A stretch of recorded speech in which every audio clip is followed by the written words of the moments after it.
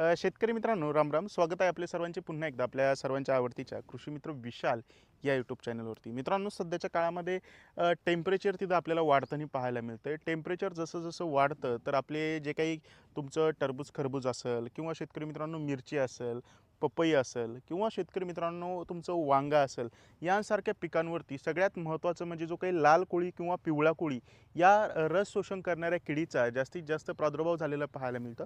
त्याच्यासोबतच जो काही थ्रिप्स असतो तर या थ्रिप्सचा सुद्धा आपल्याला यांसारख्या पिकांवरती तिथं जास्तीत जास्त जो काही प्रादुर्भाव आहे तर तो सुद्धा तिथं झालेला पाहायला मिळतो. तर मित्रांनो, आज आपण या व्हिडिओच्या माध्यमातून जो काही लाल कोळी किंवा पिवळा कोळी याला नियंत्रित करण्यासाठी बाजारामध्ये असे कोणते कोणते कीटकनाशक आहेत जेणेकरून आपला जो काही हा जो कोळी आहे तर तो 100% कंट्रोलमध्ये येऊ शकतो, तर या संदर्भात अतिशय थोडक्यात येथे माहिती देण्याचा प्रयत्न करतोय. चॅनलवरती पहिल्यांदाच आले असाल तर चॅनलला सबस्क्राईब करून घ्या. हा जो काही व्हिडिओ आहे तर तो इतर गरजवंत शेतकरी मित्रांच्या व्हॉट्सअप ग्रुपला आवर्जून शेअर करा. मित्रांनो, हा रेड माईट किंवा लाल कोळी जो आहे तर याची एक महत्त्वाची गोष्ट लक्षात ठेवा. याचे जे काही अंडी असतात किंवा पिल्लं असतात तर ते आपल्याला जमिनीमध्ये मातीमध्ये असल्याचं पाहायला मिळतं आणि याचा जो काही अडल्ट असतो किंवा प्रौढ अवस्थेमधला हा जो काही लाल कोळी असतो तर तो आपल्या पिकाला तिथं नुकसान करताना पाहायला मिळतो. त्याच्यामुळे फक्त फवारणी करून आपल्याला 100% नियंत्रण भेटेल असं नाही.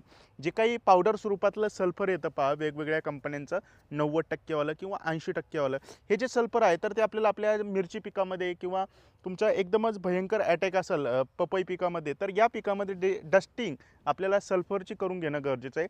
दुसरी सगळ्यात महत्त्वाची गोष्ट भरपूर सारे शेतकरी मित्र चुकी करतात. आता पुढं मी जे तुम्हाला कीटकनाशकं सांगणार आहे हे ॲकेरेसाईड असतात, म्हणजे कोळीनाशकं असतात. बाजारामध्ये जेवढे काही कोळीनाशकं आहेत शेतकरी मित्रांनो तर ते इतर कुठल्याही कीटकनाशकासोबत किंवा बुरशीनाशकासोबत आपल्याला कॉम्बिनेशन करून फवारणी करता येत नाही. कारण यांची जी इफिशियन्सी असते किंवा कार्य करण्याची जी क्षमता असते तर ती आपल्याला कधी कधी कमी झालेली पाहायला मिळते. कधी कधी चुकीचं कॉम्बिनेशन जर घेतलं तर आपल्याला पपईसारख्या पिकावरती किंवा इतर कुठल्याही पिकावरती डायरेक्ट त्या औषधाचे जे काही डाग असतात किंवा स्कॉर्चिंग आपण ज्याला म्हणतो तर ती स्कॉर्चिंग आलेली आपल्याला पाहायला मिळते. तर शक्यतो इतर कुठल्याही कीटकनाशकासोबत किंवा बुरशीनाशकासोबत किंवा विद्राव्य खतासोबत यांसारख्या औषधांचा वापर करू नका. आणि याच्या व्यतिरिक्त पाण्याचं जे प्रमाण आहे प्रति एकरासाठी कमीत कमी 150 लिटर, जास्तीत जास्त 200 लिटर जे काही पाणी आहे तर ते आपल्याला फवारणीमध्ये तिथं वापरायचं आहे. सगळ्यात महत्त्वाचं एक औषध मी तुम्हाला इथं सांगतो, ज्याच्यामध्ये एक एंडोफिल कंपनीचं सिजमाइट या नावाचं एक चांगलं उत्तम दर्जाचं औषध लाल कोळीसाठी तिथं आपल्याला आलेलं पाहायला मिळतं. ज्याच्यामध्ये प्रोपरजाइट प्लस हेक्झिथायझॉक्स हा टेक्निकल घटक आपल्याला पाहायला मिळतो. शेतकरी मित्रांनो, 500 मिली प्रति एकरासाठी जे काही सिजमाइट आहे तर या औषधाचा आपल्याला फवारणीमध्ये वापर करायचा आहे.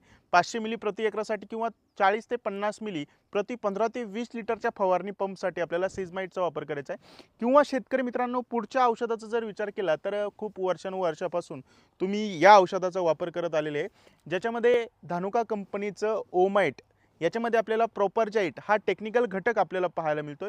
शेतकरी मित्रांनो, 500 मिली किंवा 400 मिली प्रति एकरासाठी तुम्ही ओमाइट या औषधाचा सुद्धा तिथं वापर करू शकता, 40 मिली प्रति 15 लिटर फवारणी पंपसाठी. पुढच्या औषधाचा जर विचार केला तर कोर्टेवा क्रॉप सायन्स कंपनीचं आपल्याला मॅजिस्टार या नावाचं सुद्धा एक चांगलं उत्तम दर्जाचं जे काही औषध आहे तर ते पाहायला मिळतंय. तुम्ही मॅजिस्टार या औषधाचा सुद्धा तिथं फवारणीमध्ये वापर करू शकता 400 मिली प्रति एकरासाठी. किंवा शेतकरी मित्रांनो, पुढच्या औषधाचा जर विचार केला तर क्रिस्टल क्रॉप सायन्स कंपनीचं आबासीन या नावाचं एक औषध आपल्याला पाहायला मिळतंय.